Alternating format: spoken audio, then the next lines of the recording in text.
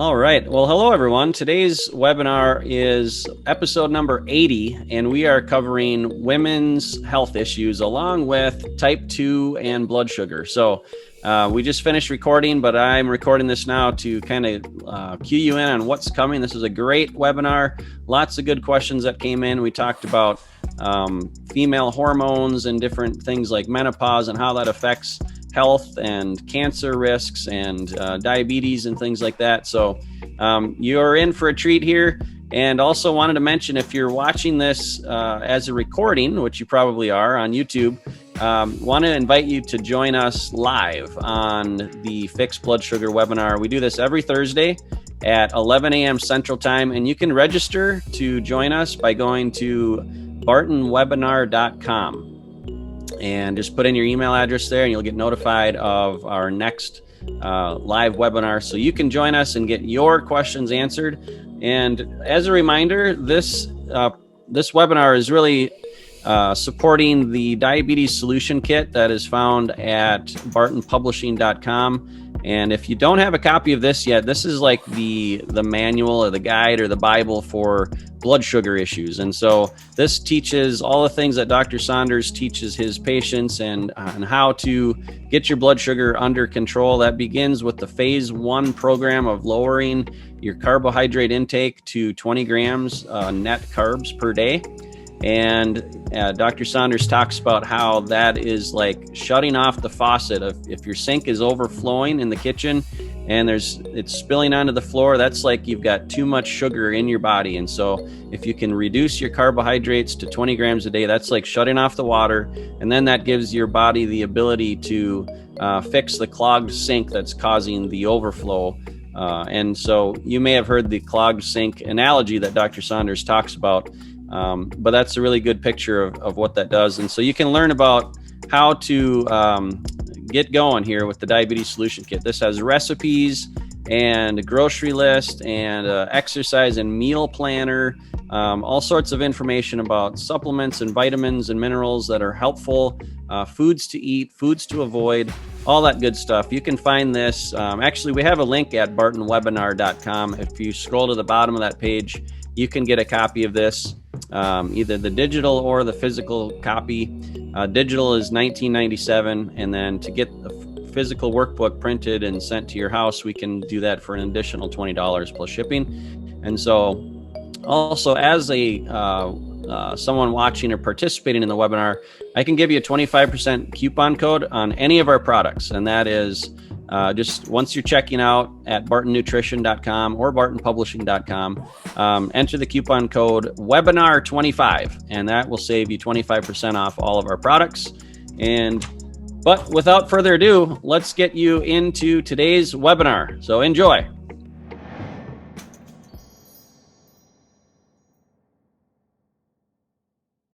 And connecting to Isaiah's iPhone. Oh, that's something else. People are watching right now like, has he lost his mind? Yes, the answer is yes. Welcome back, everyone. Look at the background we have for Joe here today. I mean, it's working for you. And we got Barton colors. It's good. Yep, that was Cedric's idea. Just put a little bit of foam audio acoustical behind me, and it looks better than a blank white board with weird scratchings and stuff like that. So yeah, well, apparently we're live then, huh? All right, good stuff. Oh yes, awesome. I'm sorry, I'm a little bit behind right now, but good morning, everybody. Joe Barton here with Barton Publishing and Barton Nutrition, and Leslie is here as well, manning the ship, as we like to say. Dr. Saunders will be hopping on here any minute now, and so as we are getting started, say hello to us in the chat. This is the Fixed Blood Sugar webinar, and we're going to be getting to your questions. And today's topic actually is, I think we're calling it female issues. So look at that. Another female is joining us. Wait, do we match? Cheryl, do we match? Right, almost. I don't have my almost. on. I have a shirt on that I ran the Hawaii Marathon. Oh, wow. What? Virtually by walking the whole month. Wow, that's awesome. That's cool. Well, hey, I think this is your first time on the webinar here. So everybody, I'd like to introduce you to Cheryl. She's our customer support manager. I don't know what your official title is, but you keep everyone happy and satisfied. And we're glad to have you joining us today. I thought, today's topic was female issues and type 2. And so why not get Cheryl in here? So she's a female and I'm not. So well, good stuff. So yeah, welcome, Cheryl. Nice to have you here. Glad to join you. Are the customers treating you nicely today? You get any angry phone calls or anything? Always. We do get a little angry customers by phone and by email, but we strive to take care of them the best that we can. Yes. Well, that's just part of the nature of the business, I guess. So, but you guys do an awesome job. And if anyone has any questions about our products or anything, these guys are experts and here to help. So, yes, yeah. Send an email to support@bartonpublishing.com. I will answer, or one of our other lovely agents will answer, or give us a call, 888-356-1146. That's right. Boom. What are our hours of operation in case they're watching us delayed here? 8 a.m. to 7 p.m. And is that Eastern time? Standard. All right. And you're in Florida. I am in Florida, and I've How's got the my weather window today? open. It's a nice, cool day. I think it's a whole 69 degrees out right now. Oh, wow. That's about perfect, I think. Oh, nice. Except if you're a Floridian, then you think it's like sweater and earmuff weather. We have a strange Florida bird living outside our yard called a limpkin. If you hear anything that sounds like a pterodactyl, it is the limpkin. Oh, that's Very funny. cool. It does. It's actually a very strange sound. It's like living in a zoo. Wow. I have not heard a pterodactyl before, so I wouldn't know what that sounds like. But, well, all right. So Patrick checking in from sunny Arizona. Welcome, Patrick. Hello, Lise. Okay, Lise, you need to tell us if we're saying your name wrong. From Verner, Ontario. Sunny but cold right. today. She already told me. It's Lise. She did. I know. Lise. Yep. Okay, Lise. All right. And we have a Liz on our team as well. I think her full name is Melissa, but she goes by Liz. And so we like our Lisses and Lises and Lizas and, anyone like that. Elliot, hello. Good to have you guys. Hello from Mission, BC. Is that British Columbia or before Christ? I would assume it's not a time traveler. So Mission, British Columbia. Excellent. Deb, welcome. And Grace, good morning from sunny California. Paul from New York. And Tom from Concord, California. Elliot from Largo, Florida. What's that? Marlene from Florida saying hi. Oh, yeah. Elliot from Largo. That's not too far from you, I think, Cheryl. So Deb from sunny but cold Michigan. What is the temperature here in South Dakota, Leslie? Is it like, I haven't been outside. It's supposed to be 55 today. Oh, that's beautiful. And they're 55. I know. All right. Wow, Joe, I love your studio. Hey, thank you. I got my official microphone here, and I got the Barton colors behind me, and we dressed the part. Yeah. Well, I got blue on, sort of. Blue is the color of the day today. So, well, good stuff. So we were just chit-chatting a little bit, welcoming people. We've got quite a few people joining us today, and I think they're excited to talk about our topic today, which is female health and type 2. So we've got, you may have noticed, an extra person here with us. Cheryl is joining us, and I just thought it'd be good to have another woman on here with us because women's issues way more than I do, and so I'm just going to hand it over to you guys, and let's get started. Well, and this came up, this was a topic that has come up quite a bit I've gotten emails from customers. It's come in from some of the customer support. It's come up as questions on our Facebook when we go live. And so I thought this was a really good time to address some of this. So I'm excited to learn with all of you. And I know that Cheryl and Dr. Saunders have a lot of expertise in this area. So take it away, Dr. Saunders, drop some knowledge. I'm excited to hear what you have to say. Okay. First of all, is there a difference between women and men? A lot of times in the non-medical world, people want to say that there's really no difference between women and men. Well, you know what? There's a lot of difference between men and women. And so women's health is different than men's health. Our hormones are different. The way we interact, the way we think is different. The women have actually more connections between the two sides of their brain than men do. So they think differently. Men have larger frontal lobes, but women have more connections. And so there's just different ways of thinking, different ways of acting, different ways of doing things, different amounts of muscle mass, different hormones. And that's where the big deal is, the hormones. And that's what makes all the difference. That's what makes a woman, a man, is that's hormones. So what do we do differently with women than we do with men? Well, there's things like cancer. If you look at breast cancer, women get breast cancer, men get breast cancer at a very low rate. It's really rare in men to have breast cancer, but with women, it's very common, and in one of the more common cancers, because up to, depending on the study, 1 in 10-ish women will have some form of breast cancer, breast tumors, or issues like that. So that's common enough to say, wow, let's look at that. So something like mammograms, for example. And so women go in, they go, oh, darn, I have to have that stupid, mammogram. They're going to go, and it's all painful and all that. And why do women put up with that kind of stuff? Well, because they want to make sure they don't have that issue. But if you look at just the overall statistics with mammograms, for example, you find mammograms are radiation. Radiation causes cancer. In fact, in every case, there's no safe level of radiation. A small amount of cancer, a small amount of radiation causes a small amount of cancer. A large amount of radiation causes a large amount of cancer because it creates something called cancer stem cells.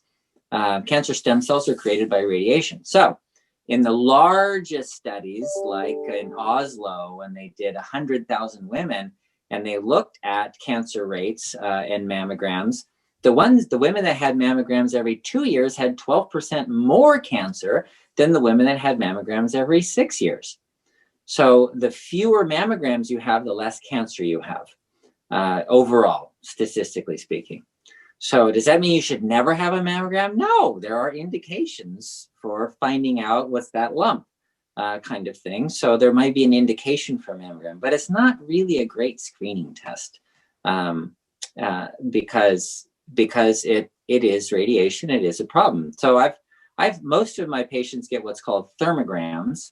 The advantage of thermograms is that it finds cancers at an earlier stage than mammograms can, because before there's a lump there, you have increased blood flow, and the increased blood flow shows up on a thermal photograph as a hot spot, and then so you can investigate the hot spot specifically with mammogram or ultrasound or an MRI scan. So there are other things you can do for that kind of thing. Now, let's look at another one, just for a general overview. Pap smears. Women get Pap smears. Men don't get Pap smears. Women get Pap smears. Why? Well, we're talking about cervical cancer here. The only really beneficial test for cancer is Pap smears. Women often come into my office because I tell them, well, look at the risks and the benefits, and you may not want to get that mammogram. You may want to do a thermogram instead, or a colonoscopy. I tell people, you may want to look at the risks and the benefits. You may not want to do that colonoscopy unless you have some risk, some reason to do it. So they say, well, you probably will not recommend I get Pap smears. I'm like, no, Pap smears are the one cancer test that actually improves your chances of survival and decreases the rate of cancer and decreases not just death, but disability from cervical cancer and uterine cancer. So Pap smears are very useful test. And so for women's health, having that regular Pap smears, they're down to like once every 3 years seems to be about adequate if you don't have any risks like HPV, which is a human papilloma virus, and it's the virus that causes or initiates that type of cancer, cervical cancer. So if you don't have any high risk, you haven't had any positive or something that's cancer-like in the past, then once every 3 years it seems to be an adequate number of times to do that. So that's kind of a screening test, women's health, that often women are told you have to come in every single year and get this, and every single year and get that, and that may not be the case. Of course, women's health deals a lot with hormones and menopause too. So women often ask me, should I get hormones? I'm going through menopause. I have hot flashes. I can't sleep at night. I'm getting anxious. I have all these issues. My hair is falling out, just like it's coming out of handfuls of hair. And I'm like, the shower is a drain is just filled with hair all the time. What am I going to do? And so, we talked about hormones, and a lot of people don't know, because if you read books, you find out women suffered a lot with menopause and hormones in the past, that it wasn't a minor thing. They didn't sleep well at night. They had a lot of issues with mood changes. And in fact, if you looked back in the past in mental institutions, there was like a 2-to-1 ratio, women to men. And they called it hysteria. You ever heard of hysteria? That's the same word from hysterectomy. It means uterus. And so hysteria is literally a wandering uterus. And that's the way they looked at why women were going crazy as opposed to men, because women had a higher rate of that. Where now you have the option of using natural human hormones to stabilize how things function in your body, your metabolism and your brain and all of that, and live a normal life, sleep in a normal way, live normally, and continue on into your whatever 90s, 100s with perfectly normal hormones. I have one woman. This is rare. I only have one case. She's in her 80s, and she's taking large dose, the high dose hormone. It's called the Wiley protocol, and she's still having a menstrual cycle. And she says, "I feel like a young woman, and I'm gonna keep doing it." So she's still so in her 80s, she's still dealing with a menstrual cycle, because that's what she wanted to do, feel like a young woman.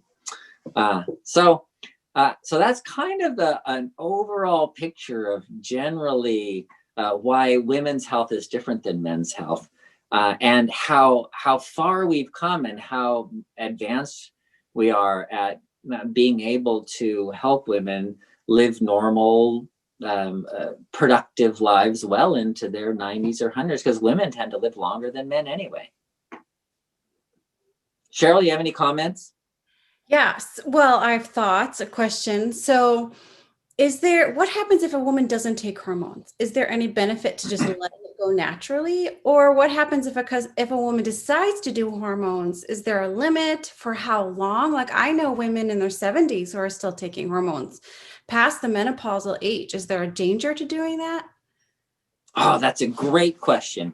And the answer is, we don't know. There's a lot of question marks here, because long-term studies have shown very small risk for women taking artificial hormones like horse estrogens and progestins. They can have a small increased risk of like breast cancer or uterine cancers. And so that's where if you ever read the package insert, even on the natural hormones, though, it'll say, increased risk of breast cancer, increased risk of uterine cancer, clotting, increased risk of blood clots, and all of that. However, with the topically applied natural estrogen, that's not an issue. And so women can take it well into their 70s, 80s, 90s without a problem. The second part of your question, though, is do you need it? And the answer is maybe. You know, they've done research on this for like osteoporosis, and they found that women who, if they started the hormone replacement therapy early on, when they first started having irregular cycles or losing their cycle, then they had the greatest benefit for preventing osteoporosis. Then if they waited a few years and said, well, I haven't had a cycle in 5 years, and I haven't been sleeping, and I haven't been doing well, I need help, and then they go in and get hormone replacement, they don't have as much benefit as if they start right off. So, you know, there may be a benefit to just getting started on hormone replacement. But the other half of that question is it for everybody? No, absolutely not. You know, many women, somewhere around half, go through menopause and go, oh, gee, I haven't had a cycle in, I guess it's been several months now or more. I guess I must be in menopause. And no hot flashes, no sleeping problems, no anxiety attacks, no hair falling out, no issues. So do they need to do something? No. See, that's part of the problem is if you look at normal levels of hormones, normal means kind of average, right? Normal levels of hormones can be anywhere from like say estrogen 5 to 150. You're like, wait a minute. So what does that mean? You should be 70 or 60 or 100 or 3 or 5 or 6, or where are you supposed to be? And that's where doctors have a big problem with testing women for their estrogen levels, because we don't really know where an individual woman needs to be, because it's not just level. The other half of it that's missing is balance. So if you have the proper balance, you can have a balance way up here, a balance way down here, and you're all okay, no problem. But some women, because of the way their estrogen receptors are, need their balance to be up here, and others need it. This is what it is. So my personal way of doing it, and I've worked with a lot of other doctors who do it this way as well, is to look for the minimum amount you need to achieve the desired effect. So if a woman's having hot flashes, for example, I start on a low dose estrogen, and then she calls me up and says, I'm still getting hot flashes, after a couple of weeks. And then I go, okay, let's go up to the next level, and then go up to the next. Okay, this is what you need. And then years may go by, and she may say, well, I wonder if I could go down on the level. And then you go down, and she goes, yeah, no hot flashes, I'm good. So stays on the lower level, goes down again. So the adjustment can happen anytime, all the time. The estrogen needs to be balanced by progesterone. And so if you keep the balance, if you go, oh, I'm having hot flashes, then I raise the estrogen, then you look at the progesterone and keep the progesterone balanced with it. There should be about 20 to 100 times more progesterone than estrogen. So you just look at the balance. Does that answer your question? Yes, that's a very good answer.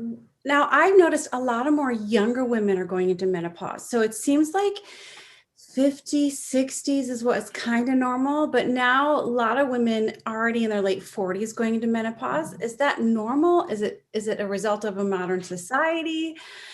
I know nobody should have a stigma if that's happening to them. It's just happening. But why is that happening to so many, it seems like?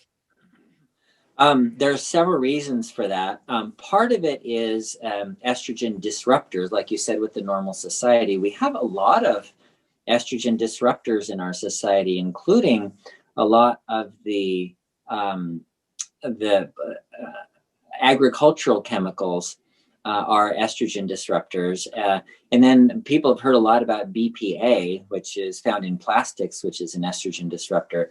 And then some foods, some soy products, for example, have enough estrogen in them to disrupt that. So there's that issue. And there's another issue, though, is the metabolic issue. When people have high levels of fat, they tend to make more testosterone, DHEA, which is made into estrogen, which shuts down the adrenal glands early. So then I mean, the adrenal glands then shut down the ovaries, and so you don't get the cycling like you used to. And so at an earlier age, you can go through menopause, which just means you're not cycling. You still have high levels of hormones, so you may not get the symptoms of hot flashes and all that. Although technically in studies that have been done from age about 35 on, the progesterone starts declining. But it's not like a gradual decline. It's like going like this on a sort of a slope that's going down.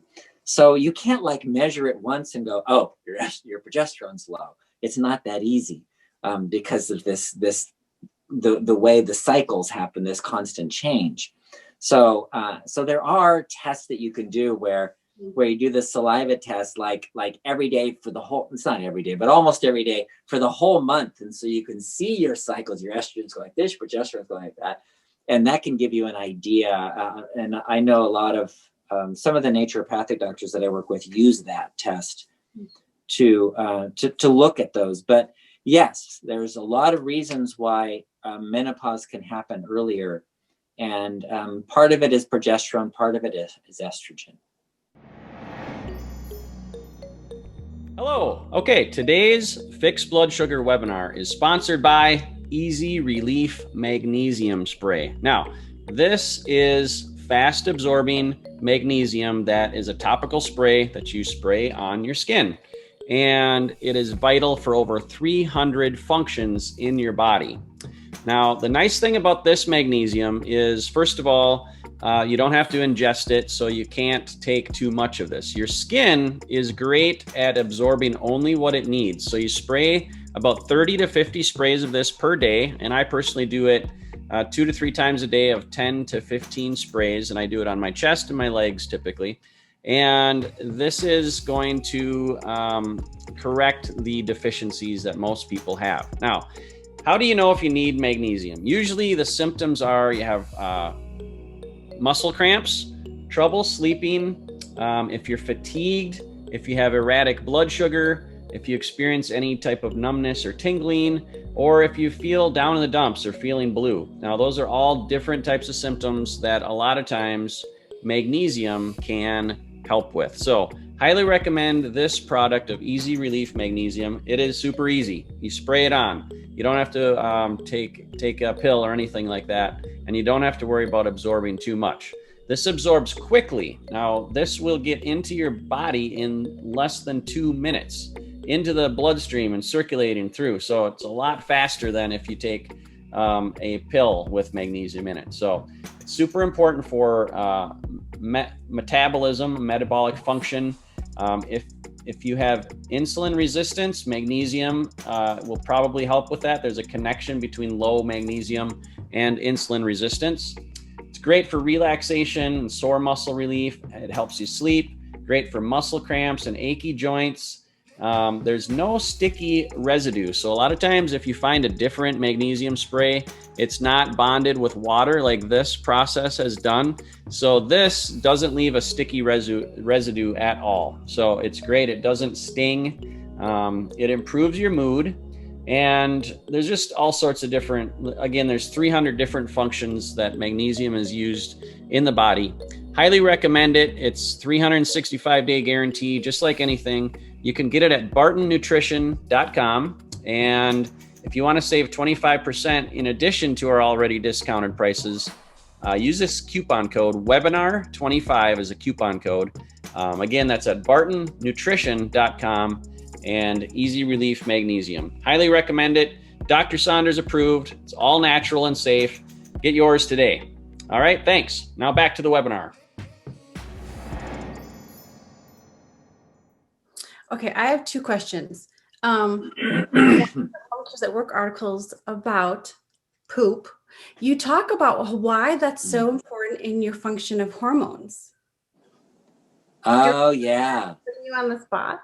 Yeah, no. Yeah, that's true. Fiber that helps you regulate your hormones, isn't it? And besides also insulin. Right.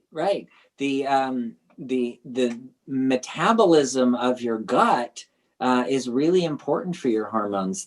Some of the gut bacteria make hormone disruptors that prevent you from making the adequate amounts or the levels to have the proper balance of hormones. And that's where the biggest part of the gut disruptors are, is you don't get balance if you don't have the right kinds of bacteria in your intestines. They make things that decrease inflammation, for example, and lower the stress hormones so that your ovarian hormones actually work better. So yeah, gut bacteria, there's so many things that are involved in that. And don't we have a healthy gut product that we could that might help? Yeah, that's right. You know what? I have had, and especially women with intestinal problems, as going through menopause, it's a very common thing to have intestinal problems because of the change of the balance of hormones. And so the healthy gut support has both the probiotics and the prebiotics, which grows the good bacteria, and that's important, as well as enzymes to help digest, especially proteins. But if your food is digested properly, it doesn't go into the large intestine and grow the bad bacteria. So the healthy gut support has been really helpful, and I have found it most helpful in menopausal women who are having intestinal problems as well. So what would you tell, so I'll ask one more question.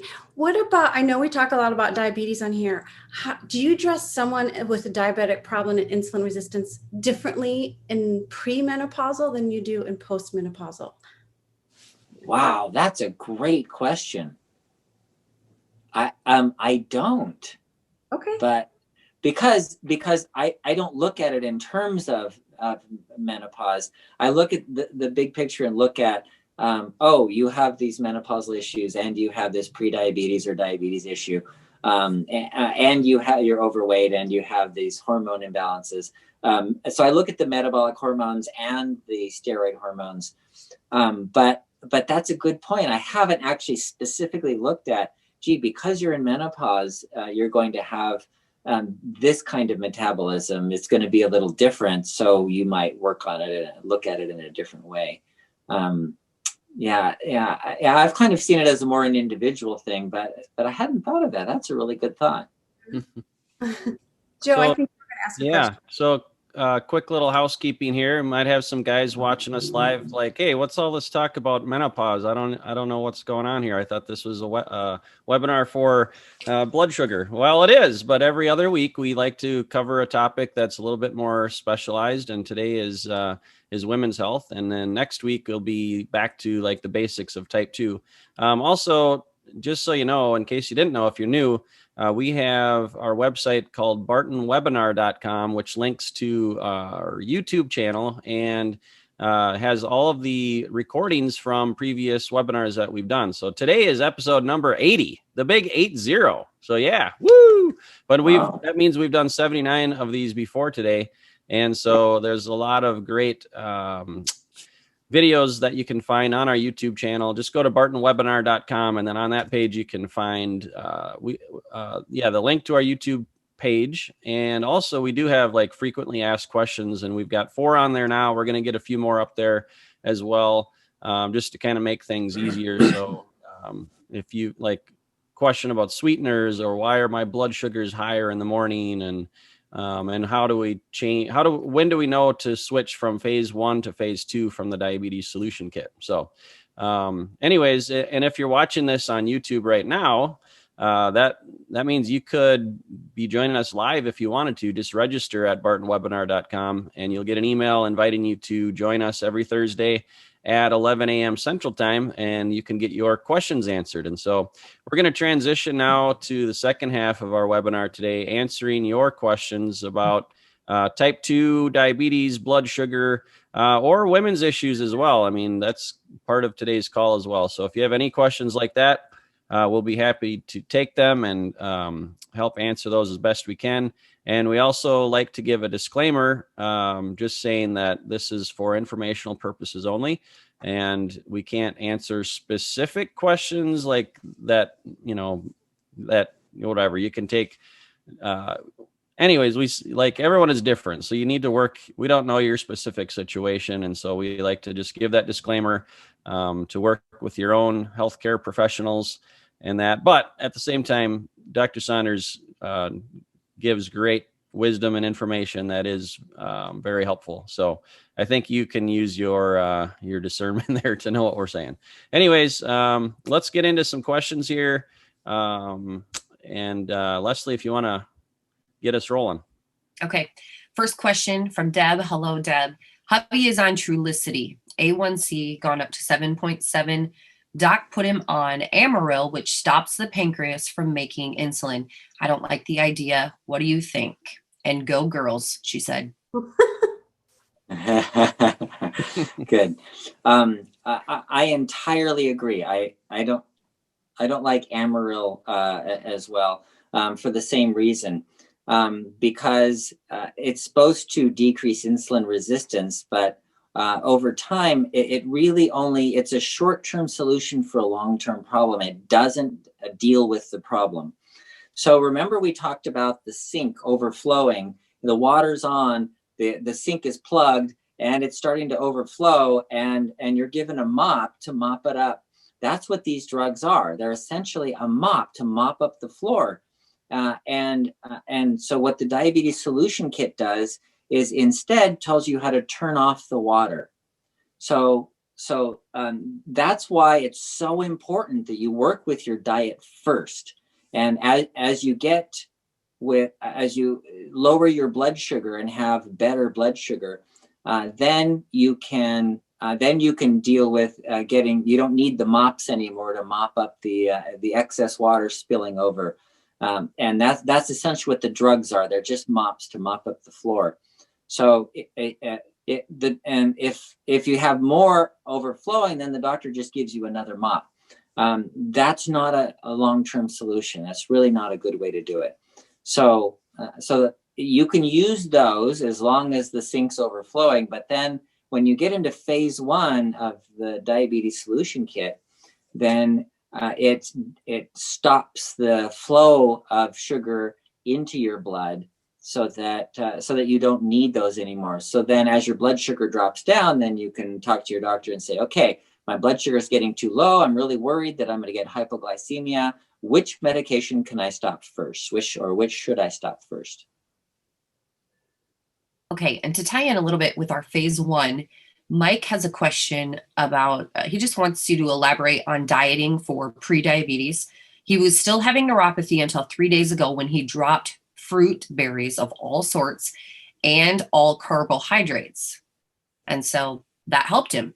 But he wants some more information on what he should be doing if he's pre-diabetic. Okay, good work. That kind of thing is really important. So what's really interesting, why did that happen so quickly? Well, the ketones are a fuel source for nerves as well. A lot of people don't know that we're often told that we can only use sugar for nerves, for the brain. But actually ketones are what is it called? Like a low octane fuel for the brain, whereas sugar is a high octane fuel. So you're using all this sugar and when you're insulin resistant, pre-diabetes is just insulin resistance. So when you're insulin resistant, then the sugar can't get into the cells, which includes the brain, not necessarily the brain cells, but getting into crossing the blood-brain barrier. So what happens then when you go on a ketogenic diet, you drop all of the sugars and carbs, and all of a sudden you're on the ketogenic diet. What happens is ketones cross right through there. They cross the blood-brain barrier, no problem. They don't have to be brought in actively like sugar does. So all of a sudden your nervous system is getting energy where there was no energy before. So everything changed really quickly, and that can happen. And ketones have been known to be helpful for the brain for many years. 100 years ago, before they had drugs for epilepsy, that was the primary treatment for epilepsy, was just to be on a ketogenic diet. It stopped them from getting seizures because it provided a low octane fuel for the brain to function. So what do? Well, you're doing it. You know, your question is, part of your question was the answer. This is what I've been doing. My neuropathy got better. What do I do? That's what you do. You shut off the sink. Don't let it overflow. If it's not overflowing and just filling up, if it's pre-diabetes, same thing. It's the same thing. Paul is very concerned that my fasting glucose readings have gone up from the 130s to the 150s and higher during the past week. Recently stopped taking Metformin 1 time daily. Could that be the reason? And should I resume taking the Metformin again? I do not currently take any supplements for my diabetes. That is a wonderful question. And I'm going to tell you why, because it applies to a lot of people. And that is, stopping the metformin makes the blood sugar go up. And that may be exactly the reason why your fasting blood sugar went up, because the metformin blocks you from using sugar for energy and kind of forces the body to use fat for energy. And so the blood sugar, when you stop using metformin, your blood sugar can go up. That's one of the things it does is help bring sugar into the liver cells, for example. But focusing on my blood sugar went from 150 from 130 to 150 is not a really good way to look at it, because the blood sugar is sort of a marker. It's not the thing, it's the marker. And all it does is tell you where you are. So the metformin was a Band-Aid that you put over there so you couldn't see that your normal blood sugar is 150, because now you're just seeing the number 130, because the metformin is artificially holding it down and making it look as if you don't have diabetes, but you really do. Why is that important? Well, because if you're artificially keeping it low when it's normally this high, your functionality is still diabetes. Even though you have normal blood sugar, you're functionally a diabetic. So you're still going to get neuropathy. You're still going to get retinopathy. You're still going to go blind and have amputations and have all the problems, even though your blood sugar is normal. Now, I didn't just make this up. This study was done 20 years ago, plus in the UK PDS study, where they looked at 5,000 people and they compared the ones on no medications versus the ones that were on medications. The ones that were, and the medications included metformin, and they included blood pressure medications, they included lipid lowering medications. And among the two groups, the ones taking no medications had 12% less blindness, less kidney disease, less dialysis, less neuropathy, 12% less than the ones taking medications, even though the ones taking medications had better hemoglobin A1C, better blood pressures, better cholesterols. So you got to look at that and say, wait a minute, these people with the good looking numbers have more complications, 12% more than the ones with the worst numbers. Why? Well, it's like that Band-Aid effect. So don't look at your blood sugar as that's the thing to control. Look at it as that's the marker, because when you're off the medications, that's what you really are. That's the real thing. That's not covering it up with the Band-Aid. Did I explain that clearly? No, it was really good. Okay. Yeah. Somebody else had asked about metformin as well. And this might be a good time. Well, and I was going to ask Paul if he's like following like phase 1 of the program of the Diabetes Solution Kit, which is just happen to have a copy right here. Hey, Cheryl's got one too. And so phase 1 is when you reduce your carb intake to 20 net grams per day. And like Dr. Saunders has said in the past, that's like eating one apple, basically. And it depends on the size of the apple. But so it's very much reducing your carbs. And so just kind of wondering, Paul, if you're doing that as well. And the other thing too, you mentioned you're not taking supplements, and this might be a good time for us to talk about CinnaChroma. There we go, Cheryl, you got it as well. So this is like our #1 best-selling blood sugar support formula that Dr. Saunders formulated, and it's got cinnamon bark extract, chromium, vitamin D3, vitamin K2, selenium, and vanadium. And this does, like, I can't say this replaces metformin, but like this does wonders to basically just help your blood sugar numbers, and it meets key deficiencies that most people have. So if you don't have CinnaChroma yet, highly recommend trying it. Comes with a 365-day money-back guarantee, so no risk for you to try it. So, you know, Joe, that's really interesting that now that we brought up the metformin versus CinnaChroma idea. CinnaChroma is not a drug. It's not like metformin. It's not like Band-Aid, putting it over. It's not like dropping your blood sugar. Yes, the cinnamon does some of that by making you a little more insulin sensitive, but the nutrients in there are common deficiencies. And so if you're deficient, then you can't use sugar efficiently or effectively. And if you then get the supplements, then you start becoming more effective at using your own blood sugar. And so your entire metabolism works better. It's not like metformin that just covers it up. It actually makes things function better. So that's the difference between something like CinnaChroma as opposed to using metformin. Yeah. Yeah, there really aren't any side effects with it either. And metformin has all sorts of side effects. And it's kind of been up in the air about whether metformin is good for you, because it does have some benefits, but it also has some side effects as well. And one of the things that we've noticed and seen in the research is that for men get erectile dysfunction from the metformin. There's a strong correlation there. So if you watch your emails today, we're going to be sending out a promotion for you guys out there watching. But we've got a new product that's being launched tonight. So kind of excited about that. But you can't talk about it because we're talking about women's health today. Yeah. Sorry. That's going to be next week.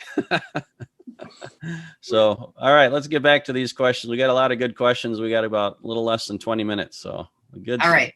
Rapid fire question time. Here we go. All right. John says, I can recover some costs for over-the-counter items like supplements, but for those to be covered, they need to be recommended by a doctor. Can Dr. Saunders do that? Oh yeah, I could recommend it. I could recommend it to anybody. But as far as like writing a paper, a prescription or something like that, I can really only do that for my patients. And so, yeah, I do. But you know what? Ask your doctor. Most doctors will. Most doctors will say, and if you say, I really want to take this, and I could be deficient in these things, and it could help me be more effective at using my blood sugar. Then a lot of doctors, I don't know, most doctors I know would say, sure, and they'll write out their prescription, and then you'll be able to get it covered. Also, if you are looking to have Dr. Saunders as a doctor, that is an option as well. I'm going to post his contact information here, and you can call that number and they can get you signed up as a Dial-A-Doc member. I believe all of us on this call, or on the panelists on this call, use Dr. Saunders for all sorts of things. So we've been using him for years. And I guess he's okay because we keep using him. No, I'm just kidding. We love him. He's great. He helps us a lot. So no one's died yet. That's true. That is true. We've sent him some weird pictures of weird things. I remember when my kids were little, I had him listen to a cough in the middle of the night. And he's like, hey, take your child outside. She needs to breathe in cold air. And I was like, oh, that works. So we just really appreciate him. So, okay. Done with that one. David is wondering if he should take vitamin C twice a day. And what about vitamin E? Okay. Your vitamins ideally should come from food. And let me briefly explain why. Because a vitamin is not a single chemical. A vitamin is a spectrum of chemicals. So if you look at vitamin E, for example, vitamin E is, if you go to the store and buy vitamin E, you get D-alpha tocopherol. In some cases, the bad form is DL-alpha tocopherol, which is actually the racemic mixture, which one of them blocks the other one. So you're like not doing any good. So a lot of the research was done on that. And they say, oh, vitamin D doesn't work, or vitamin E doesn't work. And really, they just use the wrong form of it. They use something that actually blocks vitamin E. So but then even that, if you just get the D alpha, then you may be missing the gamma or the delta. And then there's also tocotrienols of different types. And all of that spectrum work differently in our body to do different things to work together as synergism, where synergistic means 1 + 1 = 100. So you get many times the benefit from having the spectrum of vitamins than you do from that one chemical. And that's been shown with vitamin C too. We look at vitamin C as ascorbic acid, and you can buy pure ascorbic acid, and it's super sour if you've gotten the powdered ascorbic acid, and that's technically vitamin C. But if you look at the vitamin C as it comes in nature, it's ascorbic acid is the part of it, that's the business end, so to speak. But all of the support molecules are bioflavonoids. And so if you eat an orange, you're getting quercetin, rutin. If you eat an apple, you're getting a lot of rutin. These are bioflavonoids that come with the vitamin C, that support the vitamin C. And you know what? I just want to say this because I just learned this. All of nature is like that. Everything is like that. If you go into a business, then 10 or 20% of the people do 80% of the work, and the other 80% are why are they there? Support staff. If you look at an army, you have this many thousand soldiers fighting the army, and then 10,000 people behind them they don't do anything. What do? There's the support. When you take a molecule like an enzyme, you have 6 amino acids that are the business end of that enzyme that are absolutely essential, and then you have a couple thousand more molecules, amino acids, that what are they? Well, they're the support structure for that enzyme. Everything works that way. Your vitamins work that way too. So, having said all of that and confused you thoroughly, taking vitamin C every day is fine, but you're much better off if you're on phase 1 of the diet, that you just eat a lot of vegetables. So your vitamin C type vegetables are going to be things like peppers and fruits that are low carbohydrate fruits, like cucumbers, peppers, and then vegetables like broccoli. They're going to have vitamin C in them, and they'll have a full spectrum because it'll include the bioflavonoids. And then vitamin E, the same thing. When you're eating green vegetables and you're getting cruciferous vegetables, and you're getting nuts like almonds have quite a bit of vitamin E, you're getting the full spectrum of vitamin E. So that's my spiel on the vitamins, that eat them. You're better off eating them. So why do we have like CinnaChroma? Oh, you need to take this supplement. Well, it's because you can't get them in food. You can't get selenium in food because the soil doesn't have it. If the soil had it, then you wouldn't need to supplement it. If the soil had enough chromium, you wouldn't need to supplement it. And so I've tested thousands of people, and I found, oh my gosh, chromium is a common deficiency. Vanadium is a common deficiency. Selenium is a common deficiency. And these are needed for blood sugar. So the purpose for supplementation is to give you things that you can't get from food, like vitamin D. There's no food with vitamin D. Hey, real quick question about food, and this might be a good topic for a future webinar, food. But do you recommend organic food? And if so, why? Okay, I do. I recommend organic food. So there is a difference. So even though the people who say, well, it doesn't matter, there's a little pesticide residue or whatever, just wash it off. But there's other parts of that, and that is in the soils. The plants are taking up water from the soils. The water things are washing down into the soil. So a lot of those chemicals can be found in the plants, and they've tested plants, and they take organic plants and grind them up and find if they have any residues in them, compared to plants that are grown with chemical fertilizers and pesticides. And there is a difference. Then they've done studies on people and find people who eat non-organic plants have higher levels of these pesticides and things in their urine. So there is a question, okay, does that make a difference? Does it matter? Does, having this tiny bit of pesticide residues? Well, I don't know that it matters, but remember, we just talked about endocrine disruptors, And a lot of pesticides are endocrine disruptors. That's what they do. If you've ever read about the thalidomide, well, that was a different endocrine disruptor. What was the DDT? And DDT is a wonderful pesticide. It's great. They when they first had it in Africa, they put it on the walls, and people could sleep because the mosquitoes would go down. But the problem with it doesn't break down in the environment. It's an endocrine disruptor, and what does it disrupt? Estrogen primarily.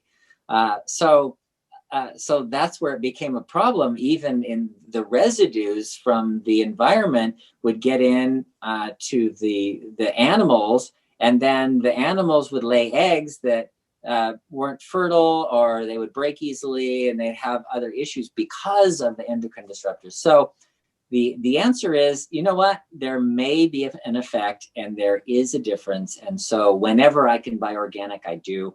I don't always buy. I'm not militant about it, but I try to keep my pesticide residues down.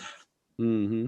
Environmental Working Group produces a list every year, what's called the Clean 15 and their Dirty Dozen, and they test a bunch of the produce and figure out which are those that are absorbing most of the pesticides. So if you think about those that don't have skin, those would be the ones that are absorbing. So usually potatoes are on the list that have the most pesticides. They're in the ground, they're absorbing everything, strawberries and berries, but things like bananas that might have a shell, or oranges, those typically aren't high. So if you're worried about cost, what can I buy organic? What do I not buy organic? And you have to make a decision, then following that list helps.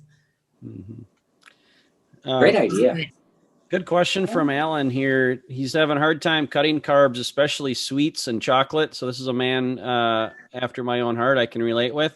What can I do to, he says he feels doomed. What can I do? The doc's wanting me to take insulin. So sweets, hard time cutting carbs.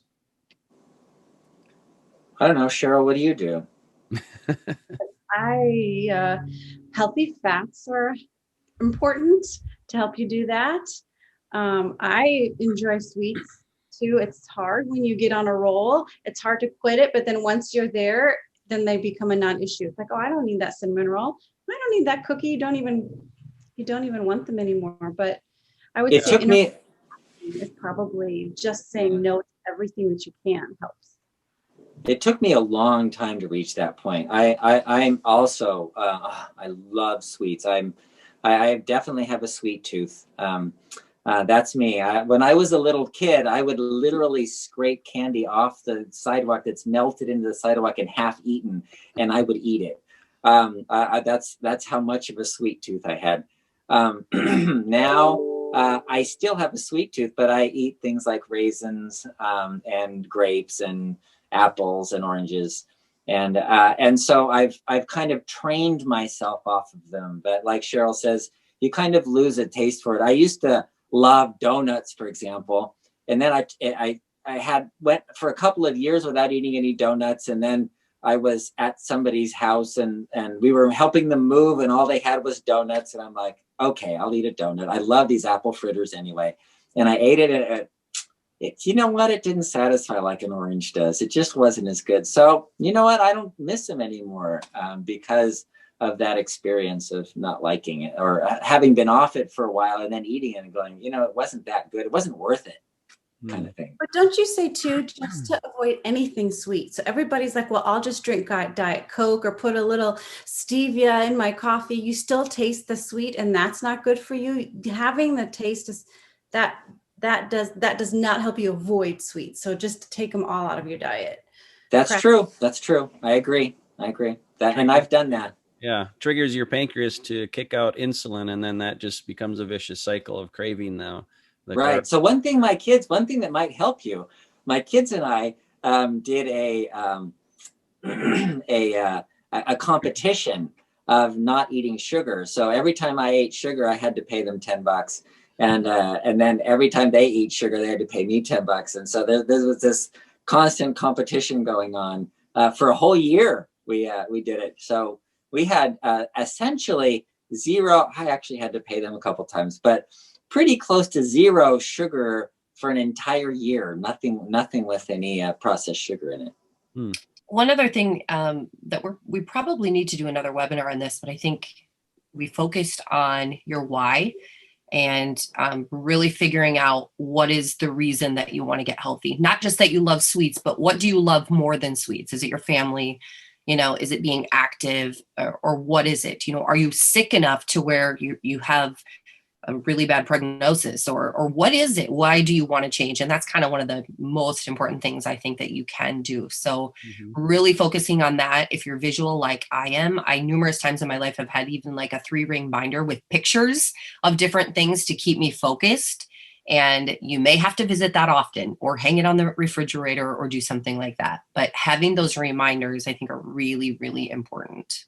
Yeah, that's a great reminder. Yeah, have that vision out in front of you and your reason why.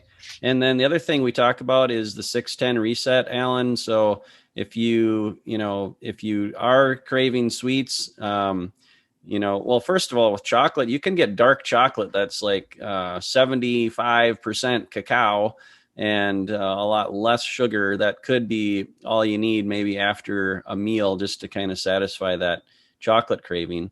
But also, just the 6-10 reset. If you can stop eating everything by 6 o'clock, go to bed on an empty stomach at 10 o'clock, that helps your body reset itself and go into an anabolic state of repair and restoration and good sleep and human growth hormone and all that. So we've talked about that quite a bit in the past, but that might be helpful as well. So let's get 1 or 2 more questions here before we wrap up for today. All right. Wendy has a couple questions. She's been trying to lose weight and trying patches and pills. Nothing is working. Does diabetes cause you difficulty with weight loss, and will CinnaChroma help? Oh, great question. Yes and yes. Okay, what's the next question? No, just kidding. Insulin resistance causes your insulin levels to rise. And some people rise a little bit and they have like levels of when you test it 10 or 11 or 12. But I've had people in the 30s, 60s. I even had somebody over 100 once. Their insulin levels, that's how much their pancreas is putting out. And the insulin says, do not use fat for energy, just blocks all your fat use. So all you can do, every little bit of fat you eat gets store. You're getting bigger and bigger and bigger.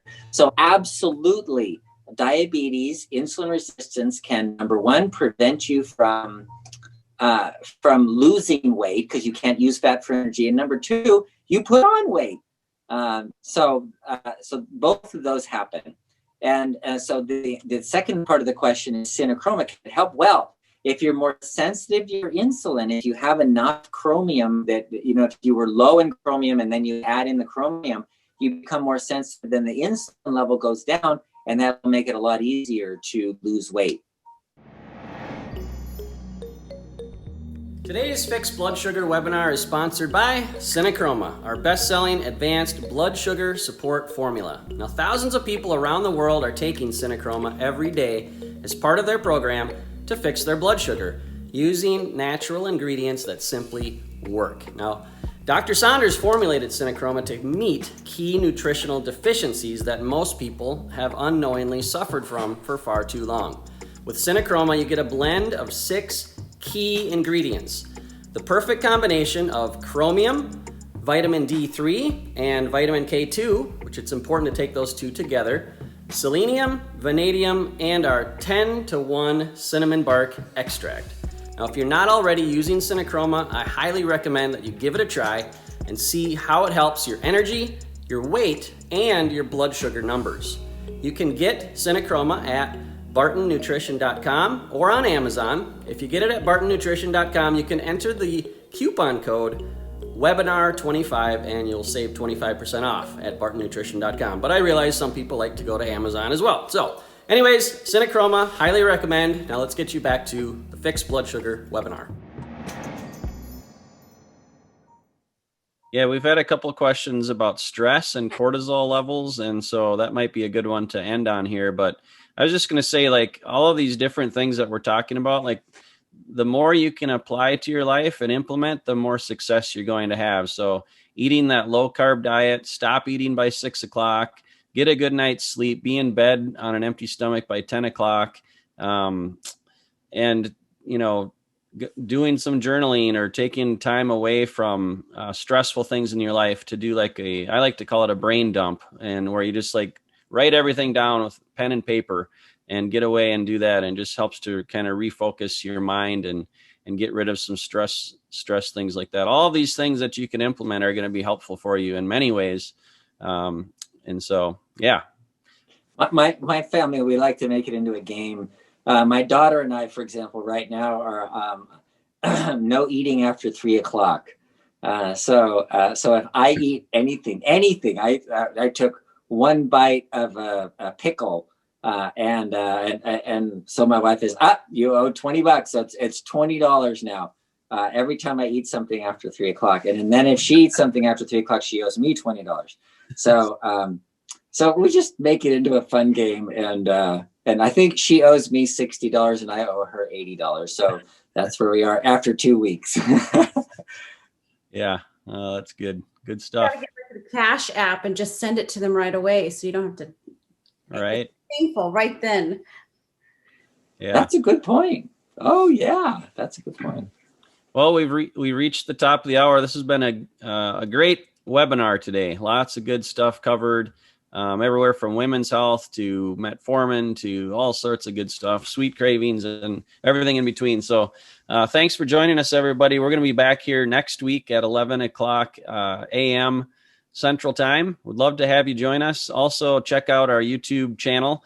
And we've got 79 other recordings where Dr. Saunders has answered all sorts of good questions. And we're here just to help you add value to your journey of reversing type 2 and getting your blood sugar under control and experiencing non-medicinal ways of doing that. That is really a holistic, functional way to do it, getting to the root causes of this. And so you guys are doing a fantastic job. We hear your testimonials often, and I just want to say, keep up the good work. And keep being surrounded by people like us that are speaking into you and hope and encouragement. And you can see we have a pretty awesome team. Cheryl and Leslie, thanks for joining us, and all the work that you guys do. And we got a lot of other people behind the scenes as well. So we're going to sign off here today. But Dr. Saunders, thanks again for helping us out, and we really appreciate you. And any last words before you go? I think I was just thinking the question answer session is like, let's see if we can stump Dr. Saunders. Yes. I have been stumped a few times, but keep up, keep trying. You know, there's persistence is really the people that win are the ones that are persistent, not the ones that do everything at once and do everything right all the time. For heaven's sakes, I don't do everything right all the time, and I don't expect everyone else to either, or anyone else to. Yeah. So just keep working. Yep. Never give up. All right. Thanks, everyone. Appreciate you guys. God bless. Take care.